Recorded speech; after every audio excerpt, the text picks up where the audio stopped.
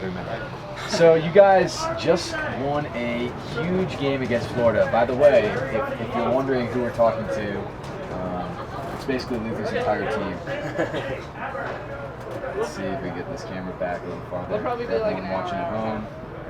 So we've got 2 coaches, Reed Wilson and Dan McGavin. Also, Eric Johnson's back with us, and Peter Graffi, junior punter for the team. So guys, I guess talk about that game. At the end, it seemed pretty back and forth. It was getting pretty contested with some of the observers there. What made this victory happen? I'd probably say just a cool, collected attitude. Observers were kind of getting into it. There were a lot of chippy calls. We just didn't let that affect us. We took it 1 point at a time, just like Santa Cruz, as I said before. That was our mantra going in, and it's going to be that for the whole tournament. Florida's a great team, national champions last year. We came out to bring it, and I don't think they underestimated it. They came out, they were really from loss from Wisconsin, but you just got to hit them hard, and that's what we did. We played a very good tactical game, thanks to our coaches as far as when we put in and when we wanted to go get our breaks. And then when they put in the players to make the breaks happen, we got the breaks. So that was huge for us. Talk about some of the strategy and also some of the matchups. Florida obviously has some big players on their team. Some would consider them a top-heavy team. How did you guys match up against them? Yeah, sure. Well, Dale, the mastermind of strategy, we went with Graffi and Johnson, going at Cole and number 11 as well. Sorry, I'm not sure his name. And then they have a really fast dude as well. Number 5, super quick, good player. We just gave the handlers the go-ahead just to play full frontal defense, just all bottom most of the time. 5-foot defense is another one of our mantras. So getting up there, smelling the gum. So that's what we also say. What flavor are you chewing? Playing close D. So these guys really got after it hard.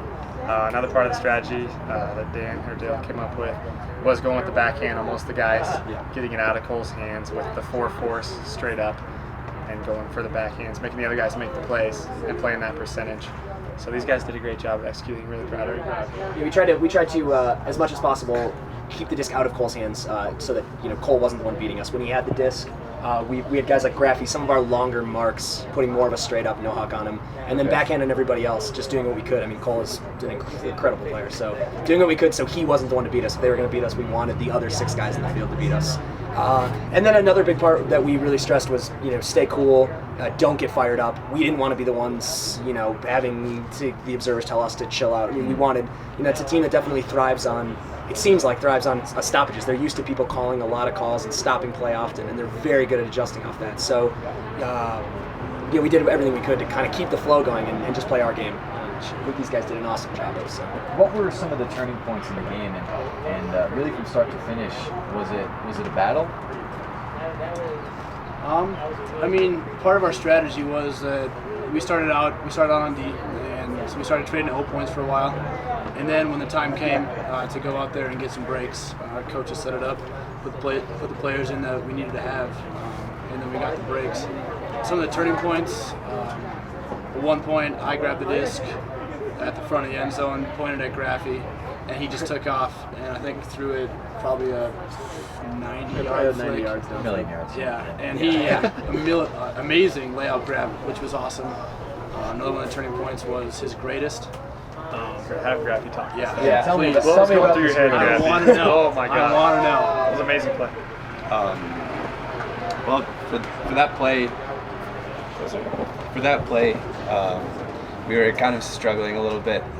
We had the ball or the disc on the side, and it was we were just kind of running out of stalls. And I looked up and I saw Bird. He's one of our junior handlers. I played with him for 3 years.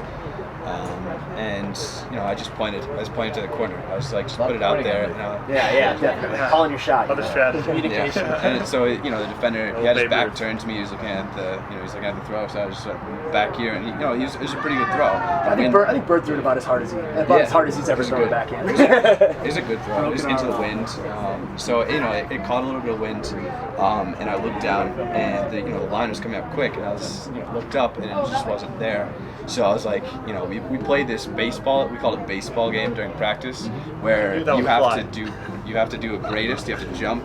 you have to throw it, and then it counted as it's like a hit or whatever. You get to run the bases after you do that. So plenty of practice. Plenty of practice. And I was like, I just had to get this back into play. I wasn't aiming for anyone. I just grabbed it and just instinct just threw it back over. Did that game flash through your head really quick when you were doing that? Well, I knew what I had to do. I knew I had to put it back into play because we just couldn't give it up there. We couldn't have a turn there. What point in the game was that?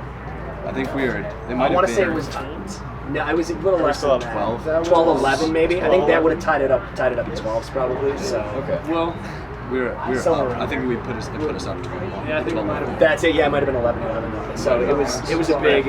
It was pretty clutch. Okay. So the last part of the game was what I caught, and that was looked like the last couple points ended up on was a double point. Yeah, it was double game point. Yeah. And tell me about some of that experience. It looked like you guys had a shot, and then it bounced off one of your receivers' hands. Then you guys had 2 more shots, but it got called back on fouls or travel. What was that experience all about? So it kind of blended in a little bit, except for the last couple parts of that one. Well, you Initially- put up a big one to tweeter. Okay. Or you No. you put up a big backhanded tweeter in the end zone, and he just, right off of his hand, just so doinked it straight up the back. Looks like he was trying to It be was a that little one. bit- Yeah, I think he was. I think he was trying to leave his feet more than he needed to. Yeah. And then there was the first one right off the center. One of our freshmen cut in, and it wasn't the play that we were going with, so that was some of his confusion. But he was wide open, so I threw it, and then right as I threw it, he turned around, and so I yelled at him, tried to get his attention, get it back. I wasn't able to make the play. But But that's the guy who D'd up. But that's the guy who D'd up and got that huge Paid us layup back. in, It was awesome. which was the great thing. It was a long inverse point, lots of turns, a couple calls, but in the end, it was just resilience. The guy stuck with it. There was one chat that I had with Cole for, God, it took forever. It was the last call. I turned disc, grabbed it, hucked it. He caught it in the end zone, got sent back.